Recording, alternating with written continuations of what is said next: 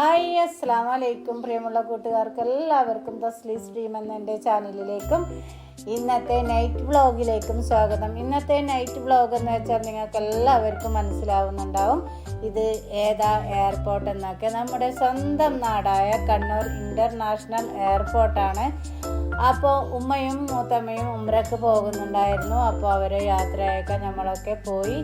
അന്നേരം ഞാൻ എൻ്റെ കൂട്ടുകാർക്ക് ഷെയർ ചെയ്യാൻ വേണ്ടിയിട്ടാണ് വീഡിയോ എടുത്തിട്ടുള്ളത്. അപ്പോൾ ഞാൻ കുറച്ച് ദിവസമായി വീഡിയോ ചെയ്യാത്തത് എന്തെന്ന് വെച്ചാൽ നമുക്ക് ഇപ്പം കുറച്ച് ദിവസമായി സങ്കടകരമായ വാർത്തകളും ഒക്കെയല്ല ഇങ്ങനെ നമ്മുടെ കണ്ണിക്കൂടെ കണ്ടും കേട്ടും ഒക്കെ പോകുന്നത്. അപ്പം വയനാടിൻ്റെ ദുഃഖത്തിൽ ഞാനും പങ്കുചേർന്നിട്ടുണ്ടായിരുന്നു.